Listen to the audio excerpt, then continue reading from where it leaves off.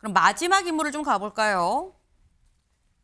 마지막 인물, 김종인 전 비대위원장이죠. 김종인 전 비대위원장이 왜 나온 거냐 기사 같이 보겠습니다.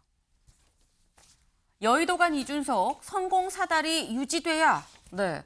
이준석 후보의 얘기인데 왜 김종인 비대위원장이 나온 거야? 여기 나와 있습니다. 같이 볼까요?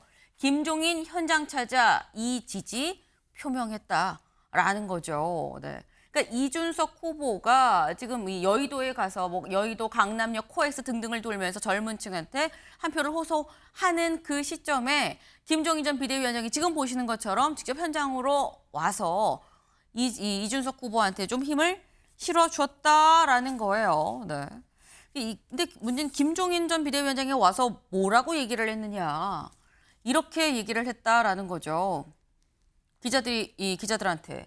이준석은 두 자릿수 이상만 얻으면 성공한 겁니다. TK 쪽에선 꽤 많이 나올 거예요.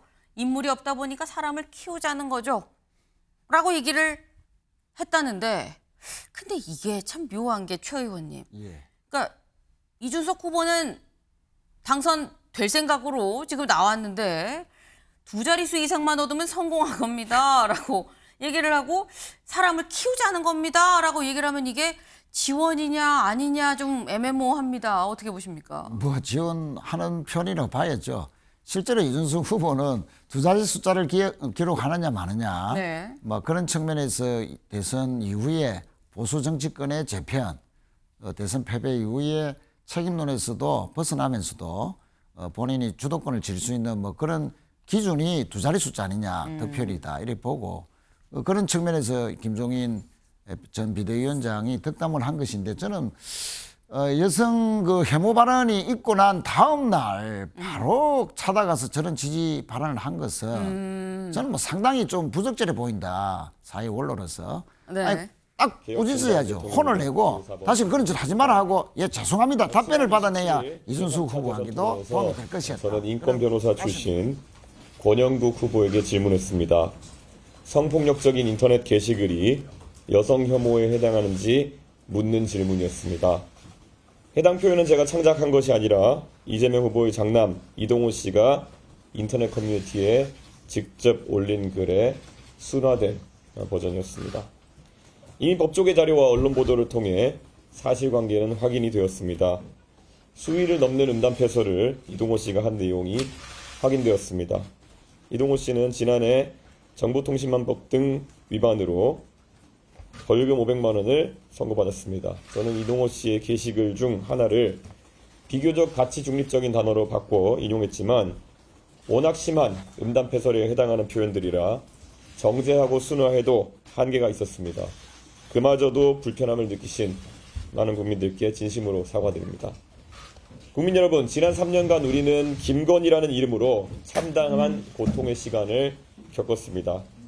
다시 김혜경, 이동호라는 이름으로 국민을 혼란에 빠뜨려서는 안 됩니다. 윤석열의 실패를 반복해서도 안 됩니다. 김건희에 대한 도덕성 검증에 소극적이었던 대선 후보 윤석열은 임기 내내 배우자를 방탄하다가 정치적 공경에 처했습니다.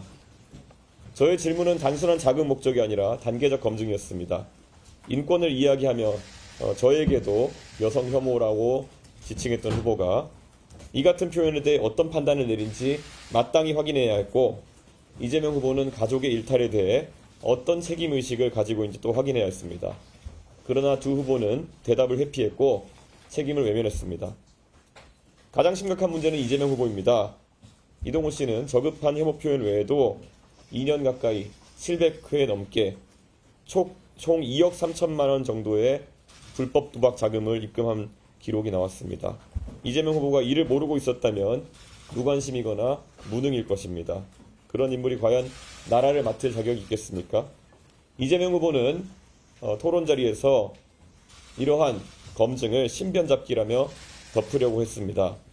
그러나 대통령 후보자에 대한 검증은 사생활의 문제가 아니라 공적 책임의 연장선입니다. 저는 그 점을 분명히 하고자 합니다. 저에 대한 검증 역시 얼마든 환영합니다. 그런데 지금 문제를 제기한 저에게 혐오의 낙인을 찍으려는 집단 린치가 계속되고 있습니다. 민주당, 시민단체, 그리고 유튜버 등이 총출동해 저를 향한 인신공격에 나섰고 사퇴를 겁박하는 시위까지 이어졌습니다. 상식의 눈높이에서 묻고 싶습니다. 제가 한 질문 가운데 어디에 혐오가 있습니까? 정말 성범죄자로 지탄받아야 할 사람은 누구입니까? 이것이 이재명 후보가 더욱 막강한 권력을 갖게 되었을 때 우리가 마주하게 될 미래입니다.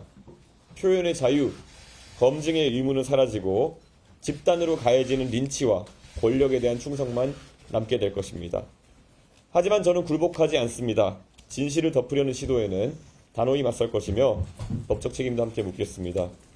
오늘 오후 2시까지 사실관계를 반대로 뒤집어 저에 대해 방송과 인터넷 등에서 허위사실을 유포하거나 게시한 이들은 자진 삭제하고 공개 사과하십시오. 그러지 않으면 강력한 민형사상 대응에 나설 것입니다.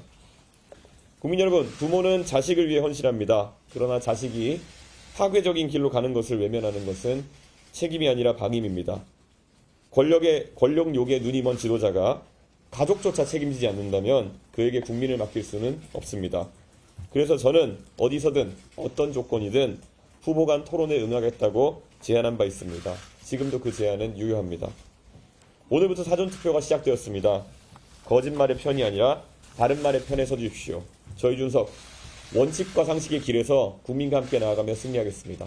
감사합니다.